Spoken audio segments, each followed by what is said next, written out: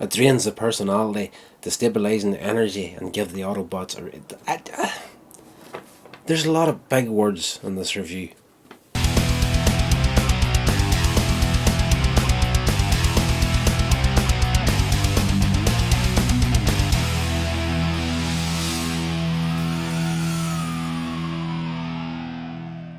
Hey guys, welcome along to Here's Rodder's Reviews, the show that loves all things entertainment, shares that love with you. I am your host, Rodney Stewart. Right, this is Transformers Season 2, Episode 4. It's called Attack of the Autobots, and for once I have actually written down some notes, because there's a heck of a lot that happens in this episode, and there's some things in this that the Autobots come up with that, if I tried to recall it by memory, I would not be able to say it.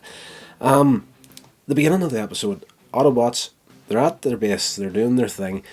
The Decepticons attack. Soundwave and Rumble and Laserbeak, they're attacking Optimus Prime, Ratchet, and it's all a diversion so Megatron and Starscream can put his new plan into action. So he has invisibility spray, and Starscream sprays Megatron from head to toe. He disappears. Then Megatron does the same to Starscream. He disappears, and he's like, we'll be able to sneak into Autobot headquarters now without being seen. So then they go and they find the Autobots recharging pods. And his big idea this time is to put a personality destabilizer into them, and the next day whenever the Autobots recharge, they're going to get a surprise. So they manage to do that 100%, no problem. Megatron gets out of Autobot headquarters before the invisibility spray wears off, before Teletran 1 can see him, report him to Optimus Prime, and he calls the retreat, and the Decepticons take off, leave the Autobots to it. And I think this is kind of weird because Megatron always has a method to his madness, and it's not like him to give up that easily. So the following day, the Autobots are recharging themselves, and when they come out, Teletran reports that there's a rocket due to take off from the nearby Air Force base that has a solar collecting satellite on board, and Optimus Prime is like, we're going to have to go and protect that because Megatron and the Decepticons are going to do their best to steal this thing so they can steal the solar energy. But the effects of the personality destabilizer are starting to set in, and the Autobots begin to change and take on evil personalities. Teletran is doing its best to communicate to Optimus Prime, look, there is a personality destabilizer, I have found it. Autobots are good, they're not evil. And Optimus Prime just punches a hole in Teletran 1, knocks it out, and Megatron then is able to command the Autobots to do his bidding. He sends them towards the rocket base to take out all the anti-aircraft weaponry and take on the army and just bring everything to a halt so he can eventually lead the Decepticons in, steal the rocket. His plan is to get on board the rocket as it launches, take out the Cybertron, and he can use the solar energy collector for his own gains. So while all this is taking place, Jazz and Bumblebee, Sparkplug and Spike, they're out. Jazz has got this crazy new sound system and he wants to test it out, see how much noise it can make, and he transforms into the car form, and these two satellite dishes pop out, and he blasts the heavy metal and starts an avalanche of it. So rightly, that's going to come back to the end of the episode. They all come back to the Autobot headquarters. The Autobots are gone. Blue Streak is there. He attacks Bumblebee, throws him into the recharge pod to try and change him to evil Bumblebee. Jazz fights him down, stops him, knocks him out, and they discover what's happened. So they're trying to find a way that they can counteract this personality, the stabilizer. At the base, there's a scientist, Dr. Harding. She's the designer of the rocket. She gets to the report that there's Autobots attacking, which is Hound and Ratchet. They're coming to steal the plans from Megatron. Bumblebee at this point has headed towards the rocket base after being, saved from Blue Streak by Jazz. He takes off to stop Optimus Prime, or to try to stop Optimus Prime. He gets there, tries to step on, Prime attacks him. Megatron, the Decepticons, they're attacking Mission Control to reprogram the rocket to go to Cybertron instead of its normal course. Back at Autobot headquarters, Sparkplug has come up with the wonderful idea of an attitude exchanger, which drains the personality, destabilizing the energy from the Autobots, and at the same time gives them a recharge, a full recharge. And Jazz is like, that's like a goodness transfusion, and that's what I had to put down in the notes.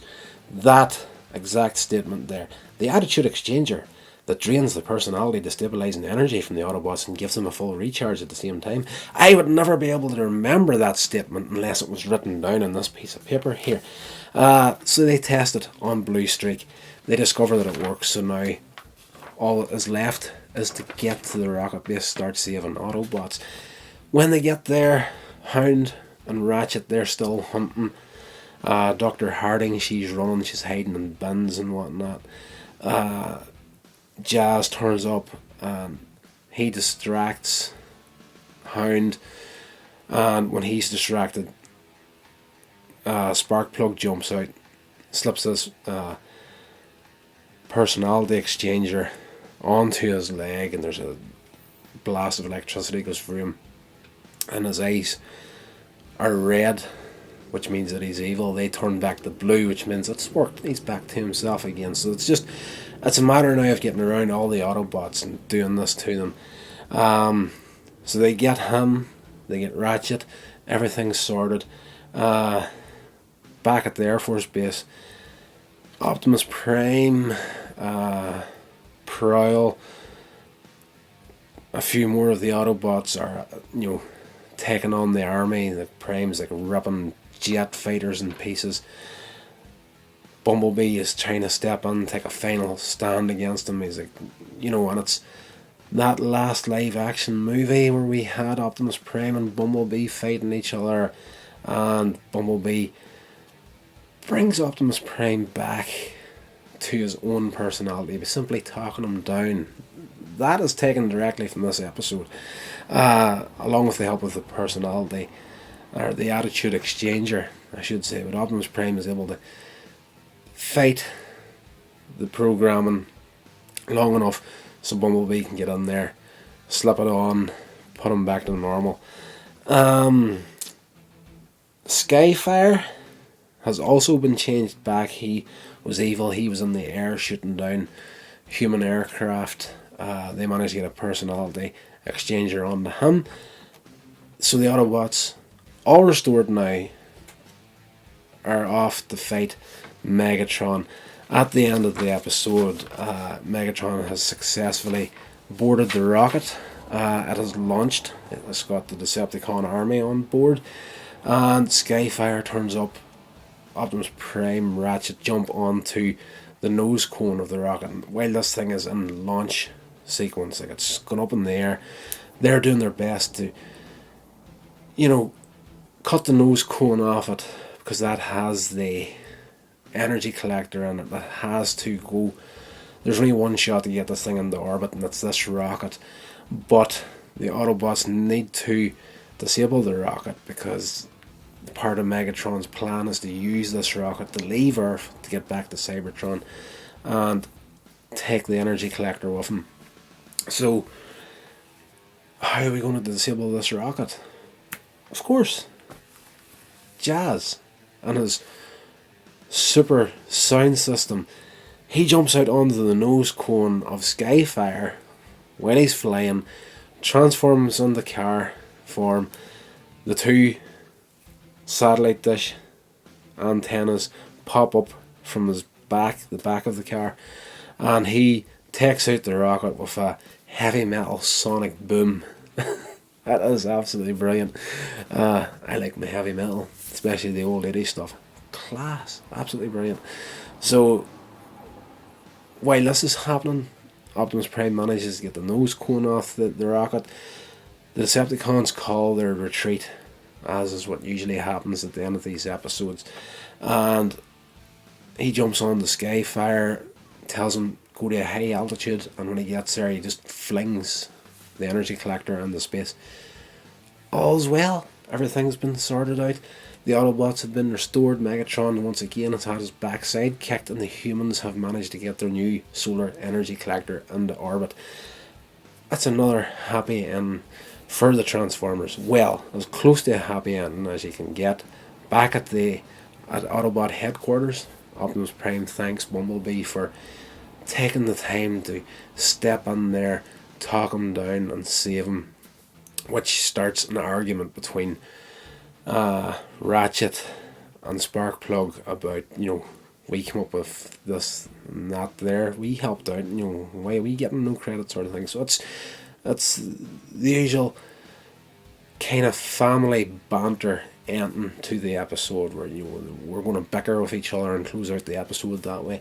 So that is it for Attack of the Autobots. That's a good little episode. I really enjoyed this one. It's nice to see Optimus Prime going into a bit of a bad guy role once in a while, and doesn't happen that often in the Transformers. But back in the early 80s, you would know Peter Cullen's voice of Optimus Prime. You would know him from Dungeons and Dragons as Venger.